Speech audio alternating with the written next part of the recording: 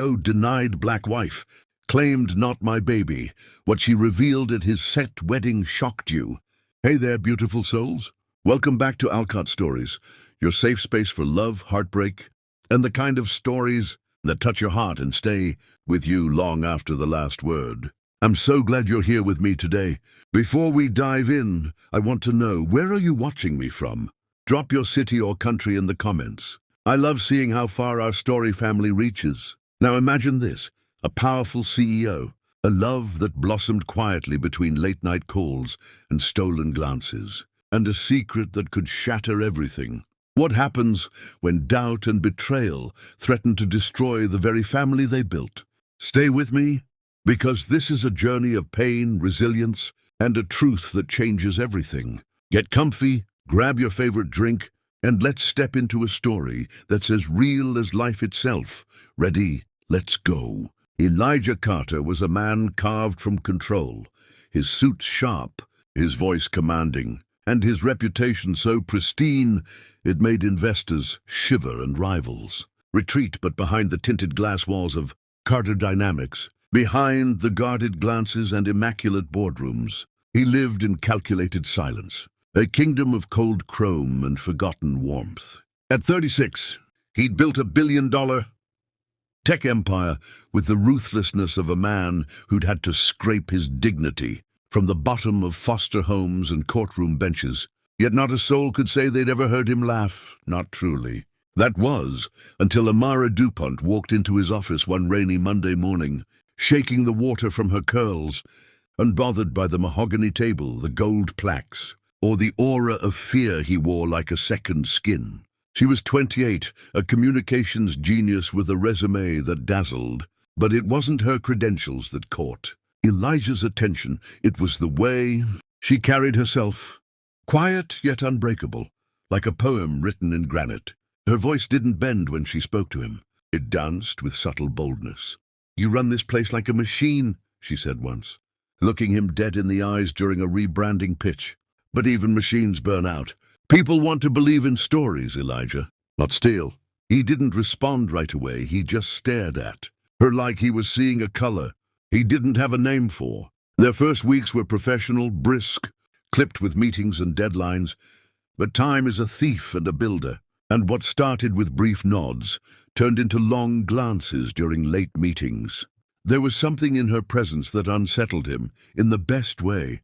Elijah, a man who hadn't stayed longer than 3 weeks in a relationship, found himself waiting for her good morning texts, memorizing the rhythm of her heels in the hallway, and timing his elevator rides just to share the silence beside her. At 2 a.m., when the office lights dimmed and the rest of the city slept, they would be two silhouettes against glass, sharing takeout over blueprints and timelines. "You ever think about quitting all this?" Amara asked once, barefoot on the leather couch, her curls wild and free from a long day. "And do what?" he asked, leaning against his desk, tie loosened. She shrugged, half smiling. "I don't know. Maybe live instead of just winning." Elijah chuckled, a sound so rare it startled even him. "I wouldn't know where to start." She looked at him for a long moment. "You start by letting someone see you." It wasn't flirtation. It was something braver. Over time, her quotes scribbled on coffee cups became sacred rituals. Rest is not laziness. Even warriors bleed. Love deserves silence too. He saved every napkin in a drawer he never opened when anyone was around. And she noticed. Amara saw the man underneath the mogul, the boy who'd been abandoned too many times to believe in permanence, the man who didn't know how to accept softness without suspecting it was temporary. He never said these things out loud, but she heard them anyway, in the silence between his sighs, in the hesitation before he'd open up, in the way he lingered at her desk after meetings just to ask about her weekend. "You know," she said one evening as they stood by the window, the Atlanta skyline flickering behind them, "you don't have to keep earning people's loyalty with power.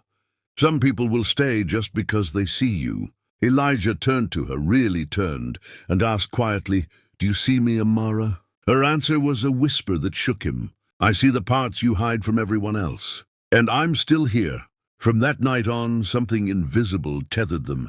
Nothing was spoken, no declarations or confessions, but a sacred shift had occurred. She no longer knocked before entering his office. He no longer looked at his phone when she spoke. Their energy was magnetic, not loud, but undeniable. At corporate events, he always knew where she was without looking. At dinners, he asked for her opinion before his advisors. The world still saw them as boss and employee, but between them, a sanctuary was blooming, one built of glances that lingered too long, shared silences that said too much, and a growing ache neither dared name. Elijah had power, money, and the world at his feet, but for the first time, he realized he craved something he couldn't buy: the soft courage in Amara's eyes, the peace she gave without trying, the home he'd never had until her laughter started, echoing in his mind long after the meetings ended. And so he watched her, not like a man studying a woman, but like a wanderer, discovering the first glimpse of land after years at sea, not knowing if he deserved it, but praying he wouldn't lose sight of it. The office, normally humming with artificial light and keystrokes, was cloaked in darkness when the citywide blackout struck, just after 10 p.m., leaving only the soft flicker of candles. Amara had scavenged from the executive lounge and the faint echo of sirens weaving through the Atlanta night. The city outside pulsed with an eerie stillness, and inside the glass tower, two people remained, two souls suspended in an unexpected stillness that stripped them of titles and routine. Amara sat cross-legged on the floor beside the massive window, her curls silhouetted against a skyline swallowed in shadow. And Elijah, without his usual armor of status and stoicism, paced in silence before finally sitting beside her, the air between them humming with unspoken questions. "I used to love the dark," he muttered, his voice barely above a whisper, like a secret sneaking past his lips for the first time. "When I was a kid, the lights went out all the time, in shelters, apartments we couldn't afford. But when the lights were gone, so was everything else. No shame, no bruises, no faces judging us." Amara turned to him slowly, her expression soft, unreadable. "What happened to your mom?" she asked gently, her voice more comfort than curiosity. Elijah stared out into the ink-black horizon. "She died when I was 12. Ovarian cancer. No insurance, no help. One week she was humming in the kitchen, and the next, I was holding her hand while her body gave up." His throat tightened, his jaw clenched like he could hold the memory back by force. After that, it was just systems, foster homes, court visits, survival mode. "I never built homes again. Just walls." Amara didn't speak. She didn't offer sympathy or advice.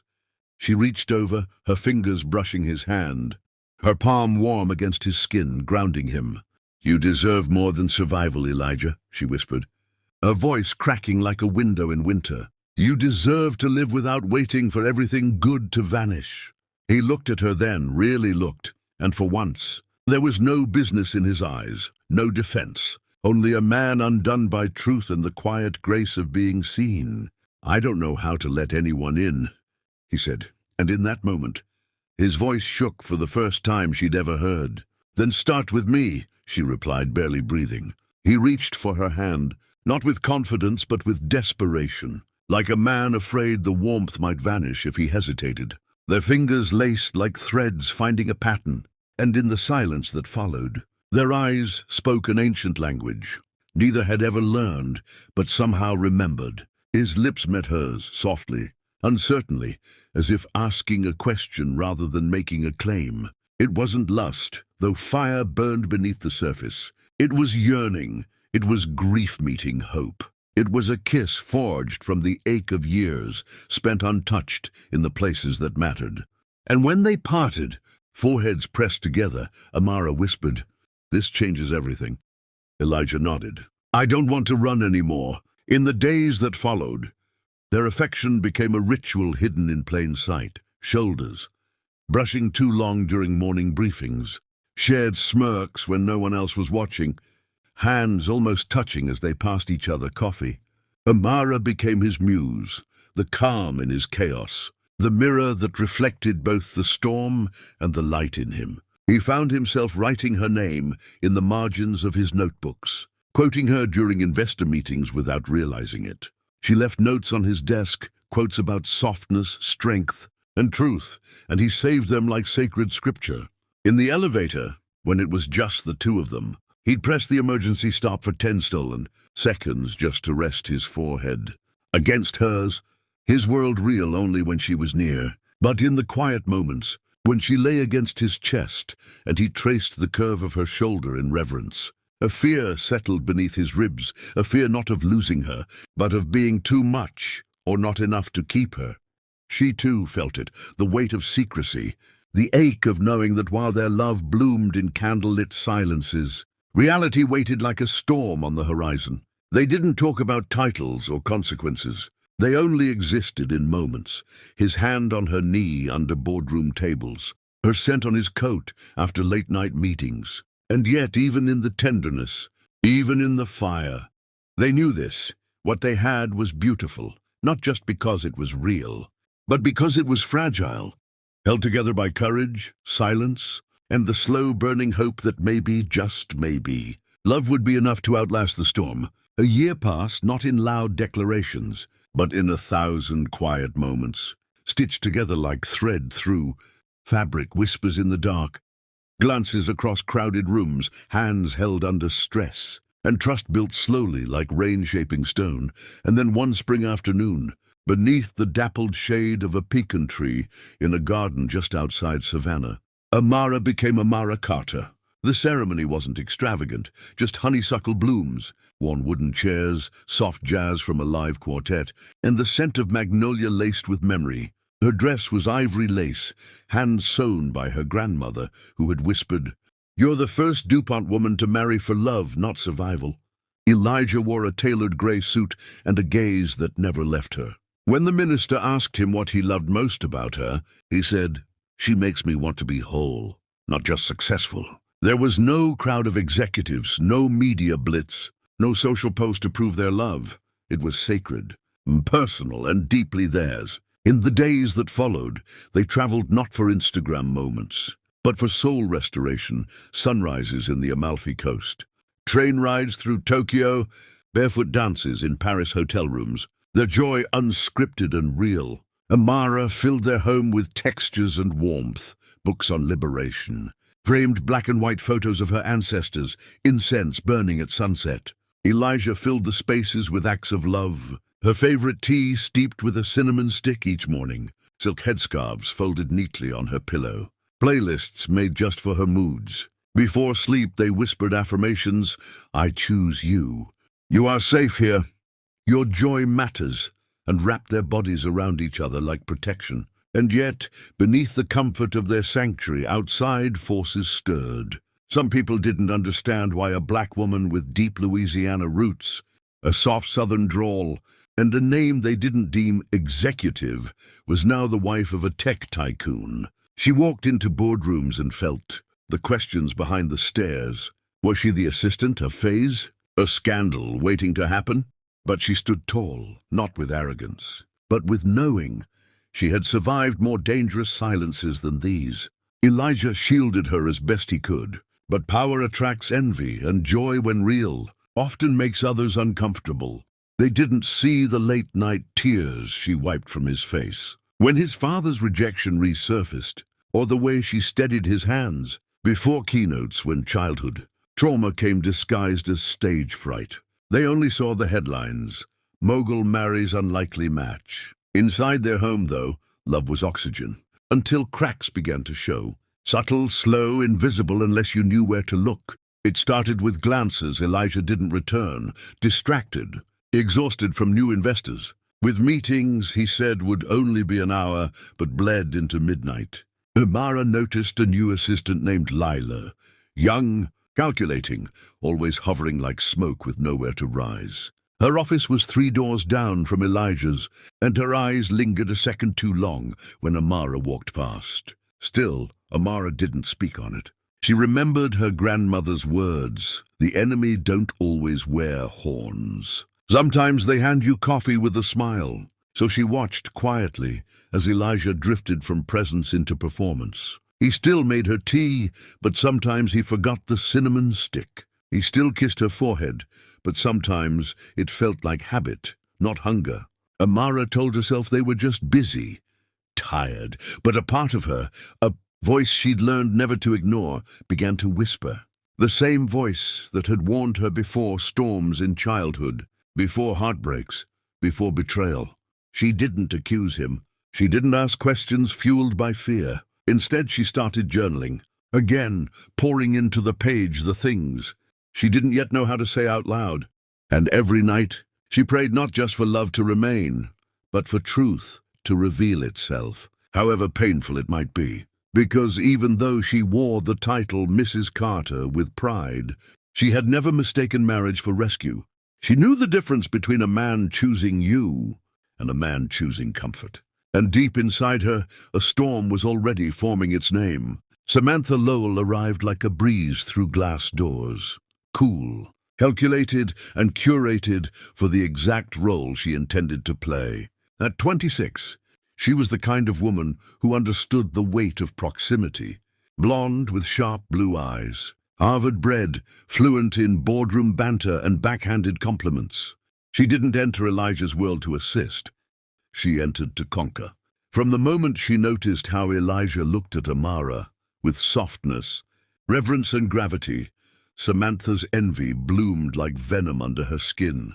She studied Amara, mimicked her phrasing, noted what made Elijah's eyes flicker, then twisted it all into advantage. She worked late, just in case he needed something. Wore perfume that lingered too long. Laughed a second too hard at jokes that weren't funny. But her weapon wasn't seduction. It was suggestion. A slow, deliberate corrosion of trust. One morning, as rain streaked the glass walls of Carter Innovations, Samantha slipped into Elijah's office carrying coffee and intent. "I wasn't going to say anything," she began, her tone wrapped in concern, "but I overheard something strange at a little cafe downtown. Your wife. She was with someone." She looked anxious. "They were talking quietly, leaning close. I just thought you deserved to know, especially now, with the baby and everything." She let the words hang, carefully, not accusing, but planting. Elijah didn't answer at first. He just stared out the window, the sound of thunder low and close. He thought about Amara's voice the night. She told him she was pregnant, shaking, but full of light. He remembered how she'd placed his hand on her belly, how her eyes had welled with joy. And yet Samantha's words echoed in his chest like rot. Elijah had built his empire on control, on foresight, and now he felt blindsided, exposed. Pride rushed in before reason. Fear rushed in before faith. That night, Amara welcomed him home, with soft music playing and warm lentil soup on the stove. Her belly was slightly rounder, her cheeks glowing. "How was your day?" she asked, hope in her voice. Elijah didn't answer right away. He watched her, searching for a lie that didn't exist. "Who were you with last Tuesday?" he asked, cold and sharp. Amara blinked. "Tuesday? What are you talking about?" He stepped closer, jaw clenched. "At that cafe. Don't pretend. Just tell me. Is that baby mine?" The words hit her like a car crash. Her spoon clattered to the floor. "What?" she gasped. "Elijah, how can you—" He didn't let her finish. "Don't lie to me, Amara. I trusted you." "No," she said, trembling. "You trusted your fears more than you ever trusted me." Her voice cracked as she touched her stomach protectively. "You didn't even ask me. You just believed someone else over me." Elijah's silence was confirmation, and that silence burned more than any insult could. Amara's tears spilled, not out of weakness, but out of betrayal. "You don't know anything," she whispered, broken. "You don't even see me anymore." Elijah turned away, walked out without touching her, without another word, leaving the scent of rain and broken promises behind. 2 mornings later, Amara opened the door to a courier. A man in a crisp suit handed her a thick envelope. Her hands trembled as she read the words, "Petition for dissolution of marriage." Her vision blurred, not from shock but from the quiet finality of it. No conversation, no apology, just paperwork. That night she sat on the floor of their now empty bedroom, whispering to the child growing inside her, "You are not unwanted. You are not a mistake. You are love, even when your father forgot how to see it." And though her heart bled quietly into the silence, Something inside her, deeper than grief, began to solidify. A knowing, a steel, a truth. That love built on doubt is not love. It's ownership. And she would never be owned again. Back in New Orleans, in a modest one-bedroom apartment nestled between the whispers of moss-draped oaks and the hum of jazz, drifting through open windows, Amara held her breath through labor's fierce waves, gripping the hands of memories and strength she never knew she had. The sterile hospital lights could not drown the warmth that surged inside her the moment Zion entered the world, his dark eyes, so like Elijah's, shining with quiet curiosity, and his smile, broad and tender, inherited from her father's gentle soul. She named him Zion not just for the biblical fortress of strength, but for the fortress she vowed to build around him, a sanctuary carved from love, courage, and unbreakable will. The nights that followed blurred into a cycle of lullabies, whispered through tear-streaked cheeks, of tiny hands clutching her finger with desperate trust, of fevered moments where she balanced between hope and fear, rocking him until her arms ached and her heart cracked open like fragile glass. When Zion finally slept, his soft breath the only soundtrack in the dim apartment, Amara would press her face into her pillow, letting silent tears fall, tears that carried the weight of a love, abandoned and a future uncertain. "You are not unloved," she'd murmur into the darkness, voice cracking with fierce tenderness, "even if your father's heart was too small to see you."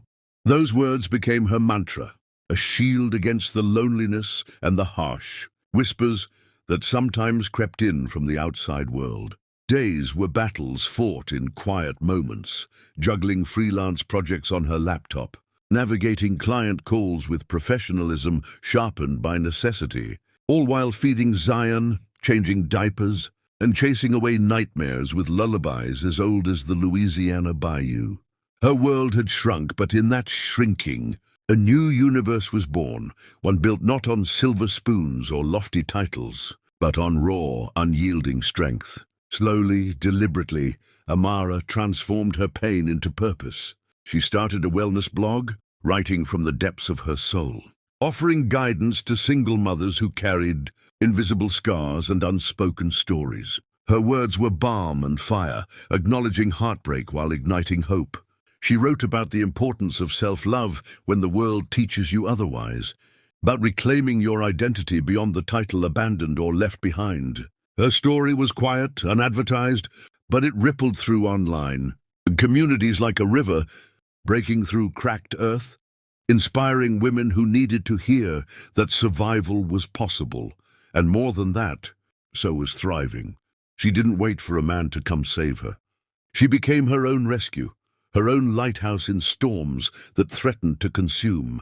Friends, few but fiercely loyal, became her anchors, reminding her of the light she carried, even on the darkest days. And as Zion grew, his laughter became the soundtrack of her healing, his tiny hands reaching for her face a daily reminder that love was no longer conditional. Somewhere deep beneath the exhaustion and tears, a phoenix stirred, wings stretched wide, ready to soar beyond pain, beyond betrayal, into a future she would craft with her own hands, her own heart. And though Elijah was a chapter written in heartbreak, Amara's story was still being penned, one filled with courage, resilience, and a love that would never break. 2 years had passed since Amara's world had shattered and slowly rebuilt itself in the quiet corners of New Orleans. But the life Elijah Carter was living was a stark contrast, glittering, extravagant, and full of the hollow promises wealth could buy. The sun shone bright over the rolling hills of Napa Valley, where vineyards stretched like endless green waves beneath a sky painted with soft pastels. The air buzzed with the hum of camera crews, the flash of influencers capturing every perfectly curated moment, and the tinkling of champagne glasses that seemed to promise fairy tales. This was supposed to be the pinnacle of Elijah's new life, a lavish wedding that would cement his status and erase the shadows of the past. Samantha Lowell, radiant in a dress that sparkled like morning dew, moved through the crowd with practiced grace, her smile flawless but her eyes sharp. scanning for any threat to her carefully constructed future.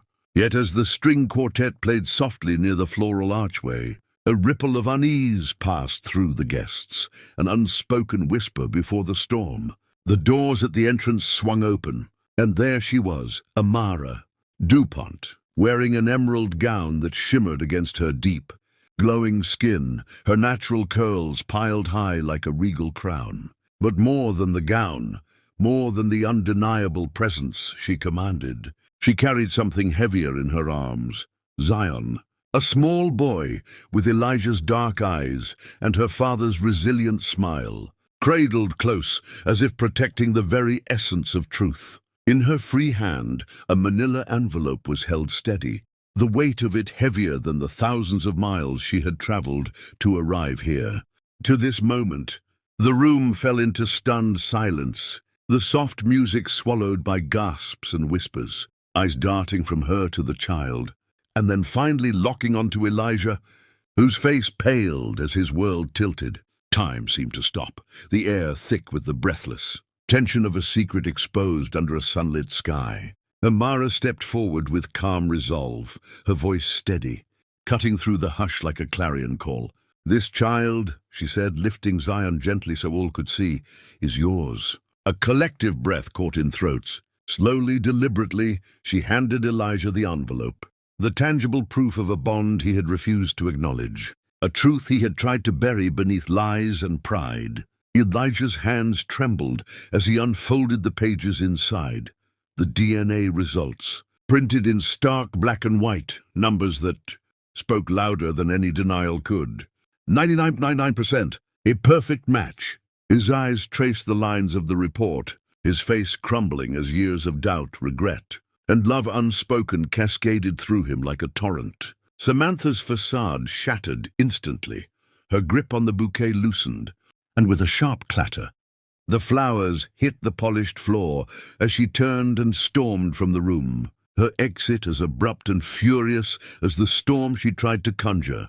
Elijah sank to his knees, his gaze fixed on Zion, the boy he never knew, the son he abandoned before he even had a chance to hold him. In that moment, the world narrowed to the child's innocent eyes and the woman who had been his steadfast anchor all along. The guests held their breath, the violinist's strings weeping softly in the background, as the billionaire who had ruled with iron finally confronted the cost of pride and lies. Amara stood tall, unwavering, her heart both shattered and healed, knowing that no matter what came next, she had reclaimed the truth, and nothing could take that away. A month had slipped through the calendar's fingers like a fragile breath before. Elijah found himself standing at Amara's weathered doorstep in New Orleans. No cameras to capture his fallibility, no grand gestures or bouquets to mask the truth of his brokenness.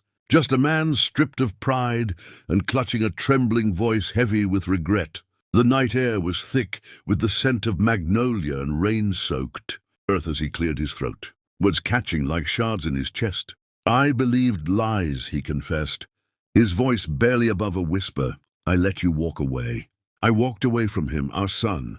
Amara's gaze shifted from the worn wooden door to Zion, who played quietly inside, unaware of the man who once abandoned him, now standing humbly outside. Her eyes held the fierce light of a woman who had survived storms Elijah could never comprehend. "You didn't just lose me, Elijah," she said softly but firmly. "You lost the chance to know your child from the very beginning, his first laugh, his first steps, his every secret." His eyes shimmered with tears, unguarded and raw for the first time, the weight of years crashing down as he knelt slightly, a silent plea woven between broken breaths. "Let me start again, from wherever you'll let me." The answer did not come wrapped in forgiveness or promises. It was a quiet boundary forged by pain and wisdom. "Start with truth," Amara said, her voice steady like a lighthouse beam in a foggy harbor. "Show up for Zion, be present in his life. Then maybe we'll talk about us." And Elijah did, week after week, day after day. He peeled back the layers of his arrogance and fear, learning how to be a father not through perfection, but through presence, through small moments like holding Zion's hand during a scraped knee, reading bedtime stories with sincerity, and quietly standing guard over the boy's dreams. Each step forward was a surrender, a rebuilding of trust laid brick by fragile brick. Meanwhile, Amara's own journey flourished into a beacon far beyond what she had imagined during those sleepless nights. She became a nationally recognized speaker for women's empowerment, her voice resonating in auditoriums packed with those seeking hope, strength, and healing. Her words, raw and unfiltered, became the backbone of a best-selling memoir that traced the path from abandonment to sovereignty. And from that fire, she founded Her Grace Inc., a non-profit dedicated to lifting single mothers from the shadows of doubt into the light of dignity and independence. Amara didn't need Elijah's redemption to define her worth. She was whole on her own. But in the quiet spaces between them, forgiveness bloomed like a fragile flower, not for him alone, but for the healing of her own heart. Over time, they rebuilt something honest, not a fairy tale painted in perfect hues, but something stronger, forged in the crucible of pain, resilience, and hard-won trust. They learned that love, when real, is not about grand gestures or flawless endings.